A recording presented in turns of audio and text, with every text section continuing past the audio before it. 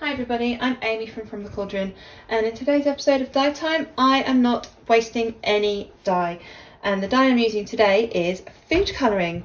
My daughter and I have been doing some dyeing with food colouring, and there's quite a lot of these little jars left over, so I'm just going to pour it onto some yarn that has been pre-soaking. This yarn is 100% superwash polwarth yarn in DK. I'm using various food colourings.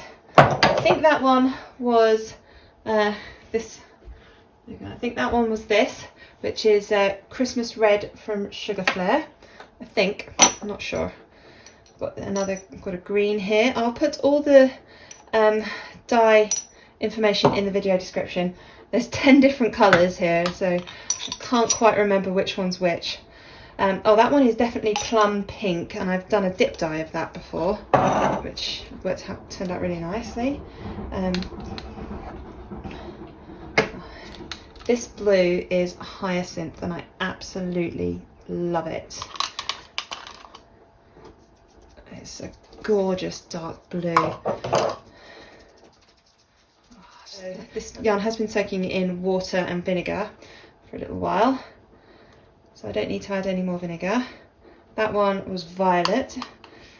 Before it's come up as a much brighter purple, but it's looking a bit grey at this time. Maybe I didn't use quite as much as I have done before. Another green.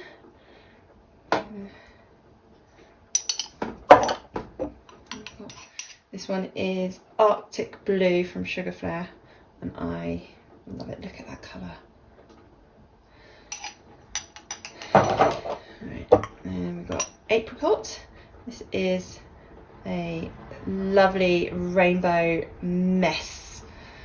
My favourite kind of dyeing. And finally I've got here Primrose, which is a little green now because Holly did mix up some of the sponges.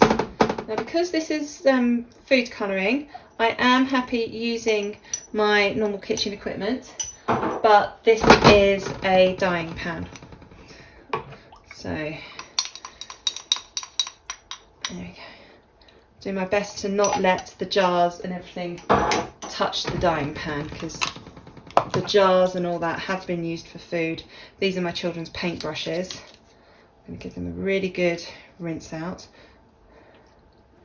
I'm not letting them come in contact with the tray. Just rinsing out the containers now. I'm using the pre-soak water, which had a load of vinegar in it. I don't know how much I put in. I just squeezed it all out. Didn't measure the vinegar going in, but this is a lovely rainbow mess. Oh, there's one over here that I missed. This lovely red. Not sure which red this one was. Red over there. There is no heat on this at the moment. Now I've finished adding all my colour. I've got one of my dedicated dyeing spoons out. I'm just going to press that in. Put the heat on. Okay. Just going to move this about, see if I can get the colour to go through everything. I don't mind if there's any whites left over, but so I'm just going to leave this now for probably about 30 minutes. I'm going to let it come up to just below a boil, and then let it heat for about 20 to 30 minutes before I'll turn it off. Well, then we'll see how we are.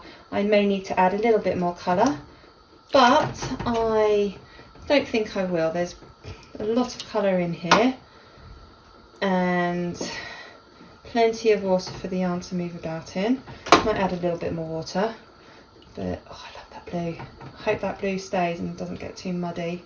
It's been half an hour, and you can see most of the colour has absorbed to the yarn. There's a little bit of blue up there, but you can see the dye, or food colouring, has gone pretty much all the way through the yarn. It looks pretty well saturated to me, so I'm just going to give this another 10 minutes just to see if I can get the last of those blues, and then I will turn this off, let it cool down, and then I can wash it. This yarn has completely cooled down now, and it looks like there's maybe the tiniest hint of colour in that water. It looks like all the colour has bound to the yarn. Rinse this out with some cold tap water. Doesn't look like there's anything coming out at the moment. I'm going to add a bit of washing up liquid. This will help to get out any colour that hasn't bound to the yarn, but also because I dyed this with food colouring, there's other things in the food colouring like preservatives and all sorts that we don't actually want in the yarn. So this will take a couple of extra washes, and then I can hang it up to dry. I'm still not seeing any colour come out of this. It's perfect. So rinse this through a few more times, and then I can hang it up to dry. And here is the yarn dyed with just food colouring. Now all the colours have sort of blended together to create this slightly muted tone. They've muddied a little bit. The blues are still there, but they're not as bright as they were. They've sort of blended and made some nice purples here and some browns. And I think it works because everything else has sort of blended together, and there's no really bright colours like those. These were dyed with the original food colourings, and they're really bright and they look good for this, but I think if there'd been any brightness in this, it might look a bit out of place. Some nice really pale patches, and yeah, this is just I think a really nice skein dyed with just the leftover dyes, leftover food colouring. Thank you so much for watching this video. I really hope you enjoyed it. Do please click like and subscribe to my channel. Please leave a comment down below and let me know what you thought of this tutorial. I produce new dyeing tutorials every Monday, and I publish them between about 6 and 8 PM UK time on my YouTube channel. In each video I like to try and do something different from the last video, so it may be I dye a different fibre type, or I use different dyes or techniques, or I may use up some dye or over dye some commercial yarn, or dye embroidery floss. You know, there's all sorts that I do, so every video there'll be something different. Thank you so much for watching.